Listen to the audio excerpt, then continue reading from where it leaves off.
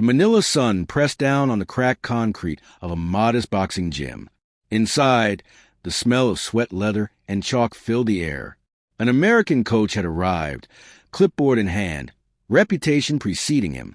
He looked around at the Filipino fighters, judging their movements with barely concealed disdain, muttering that they were undisciplined and unready for serious training. He walked past the rows of punching bags, his shoes squeaking against the worn floor. Every jab, every skip rope, every feint was measured under his critical gaze. The fighters paused when he entered, unsure they had earned a nod or a scornful glance. The coach believed he had arrived to mold chaos into order, a master in a land he considered unrefined. The first day of sparring was meant to be routine, a casual exercise before the serious drills began. But for the coach, it was a proving ground.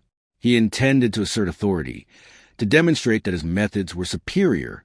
The Filipino fighters, young and lean, eyes sharp with focus, barely acknowledged his arrogance. They had their own rhythm, honed by streets and local gyms far from his world. He called out pairs, matching tall foreign fighters with smaller Filipino boxers. The disparity was meant to highlight weakness, but what he did not anticipate was subtlety. The Filipino fighters moved like shadows, dodging, weaving, counters arriving almost before the coach could register them. Every punch thrown was met with calculated deflection, every combination with instinctive precision. The coach barked orders, his voice cutting through the rhythmic slap of gloves against bags and flesh. Focus. Discipline, he demanded. Sweat ran down his temples, not from effort, but frustration. He expected immediate compliance, a transformation overnight. The Filipino fighters nodded, smiled, and returned to their motions, not robotic obedience, but an understanding of the moment, of timing, of space. Outside the gym, the sound of Manila leaked in, distant tricycles, children playing, vendors calling. Inside, these echoes seemed to energize the fighters. One young man, barely 20, glanced at the coach with polite defiance, feigning left and delivering a sharp uppercut that clipped the shoulder of a much larger opponent. The room tensed. Even the coach blinked, registering the unexpected skill. Undisciplined, he muttered again, shaking his head. To him, the fight was chaotic, undirected.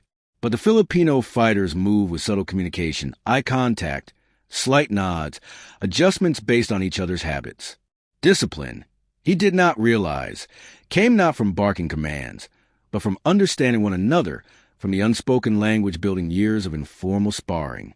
As the afternoon sun tilted, the sparring intensified, gloves collided, and the thud of leather echoed like drum beats. The coach tried to force dominance, pairing his strongest trainee against the fastest Filipino fighter. He expected intimidation to collapse confidence, to crush morale in a single demonstration. But the Filipino responded with fluidity, slipping past powerful hooks and landing precise counters that drew murmurs from the room. A quiet energy began to spread.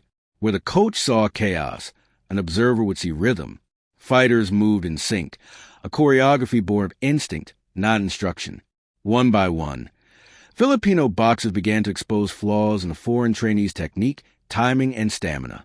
Each correction was silent, a gesture, a pivot, a subtle tap that taught more than any lecture could. The coach stepped back, red-faced, gripping his clipboard. His authority, built over decades in other gyms, began to feel fragile here. Every attempt to assert control was met with resistance not through disobedience, but through competence. The Filipino fighters were not defiant. They simply knew, in their bodies and minds, how to fight, how to endure, and how to adapt faster than his methods allowed. He shouted instructions about form, stance, footwork, but the young boxers moved around him, their patterns unbroken. One fighter, small and wiry, dodged a series of jabs with fluidity that seemed almost casual, then landed a precise counter to the ribs. The coach's eyes widened, realizing the strikes had come from angles he had not anticipated, a natural ingenuity honed far from elite gyms. The room grew heavy with tension. Sweat dripped into eyes, gloves thumped against bodies, and yet, amid the chaos, a quiet mastery emerged. The Filipino fighters were not just responding, they were teaching, silently demonstrating that discipline was not enforced. It was lived, refined in repetition, struggle, and mutual respect within their community. It was authority of a different kind. The coach's voice grew sharper, more desperate.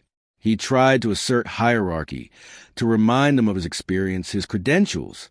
But each effort was countered by an elegant display of skill, a pivot, a feint, a block timed perfectly. The room's energy shifted. What he intended as domination became observation, and slowly he recognized something foreign to him: humility. One by one, the Filipino fighters began to gain confidence. Small victories, a landed hook, a well-timed duck, added up. They did not gloat. Their satisfaction was quiet, a nod, a wink, a shared glance with a teammate. The coach, accustomed to immediate submission, now faced subtle triumphs that could not be quantified, victories in timing, precision, and understanding that transcended raw power. A senior fighter, mid-20s, called for a break. Water bottles clinked, towels brushed shoulders, and for a moment, silence. The coach panted, adjusting his stance, trying to recalibrate his strategy. Across the room, the young fighters shared smiles, shrugged, and returned to their positions. Their composure was unshakable. What they lacked in size, they made up for in instinct, adaptability, and courage. He attempted a demonstration, expecting awe. Instead, the Filipino fighters absorbed each move, mirrored it, and adapted it into their own rhythm. One boxer mimicked a jab, then altered it, landing a subtle combination the coach had never taught. The room held its collective breath. Authority had arrived with arrogance, only to be quietly reshaped by skill he could neither command nor fully understand. By evening, sweat plastered hair to foreheads. The coach's frustration had given way to a grudging respect. He realized that discipline was not visible in rigid repetition alone. It was present in timing, awareness, and the ability to read another human being in motion. The Filipino fighters embodied this instinct, moving as if guided by intuition rather than instruction, a silent rebellion against his expectations. Outside, the streets of Manila glowed with neon and chatter. Inside the gym, the fighters rotated sparring partners, challenging one another in subtle, intricate bouts. The coach watched, attempting to analyze, to quantify, to regain the upper hand.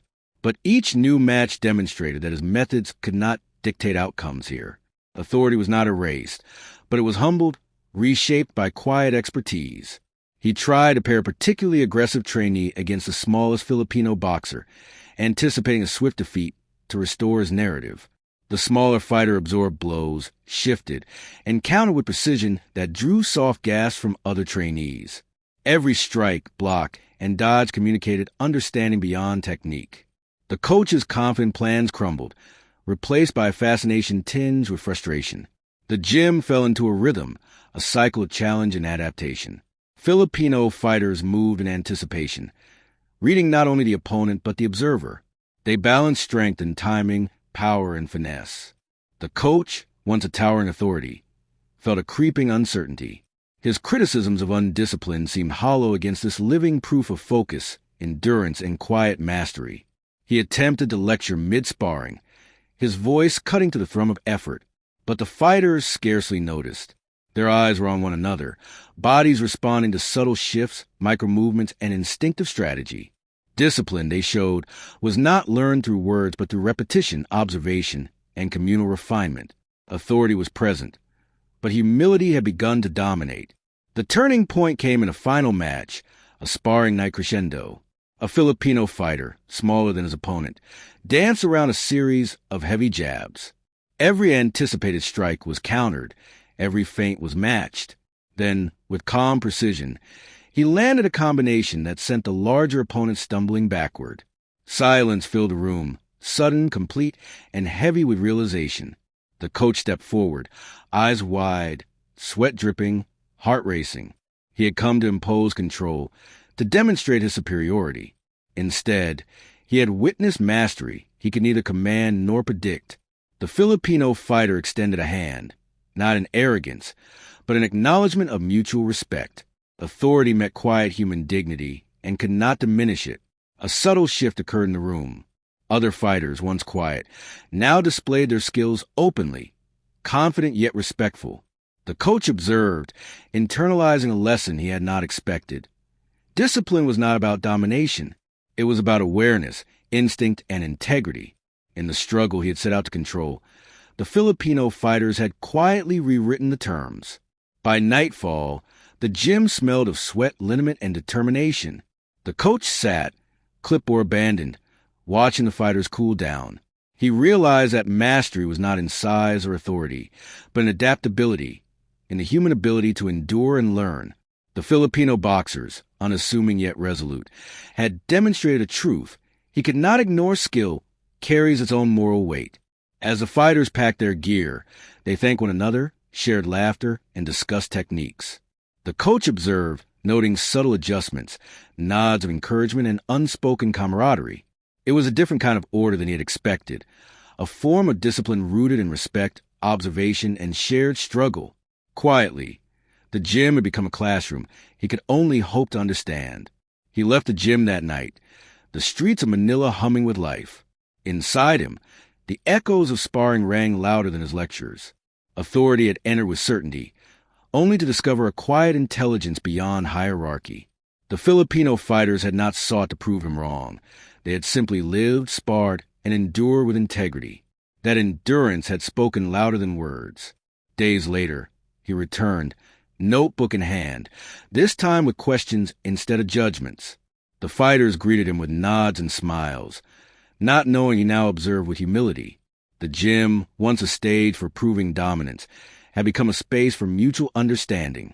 Authority and humanity met, but the balance had shifted quietly, undeniably, in favor of insight born from lived experience. In Manila, discipline took many forms. The coach realized that rigid methods could never replace instinct, awareness, and subtle collaboration. Filipino fighters had shown him that mastery is not dictated. It is earned, felt, and communicated without words. The lesson was not loud or dramatic, but its weight was profound. Authority had entered. Filipino humanity had quietly prevailed. The sun rose again over the gym. Gloves were strapped, bags swung, and the rhythm of training continued. The American coach, once a figure of unquestioned authority, had learned a lesson that could not be erased. He had come to teach, only to be taught. The Filipino fighters had won, not with noise or claim, but with quiet skill, resilience, and enduring discipline.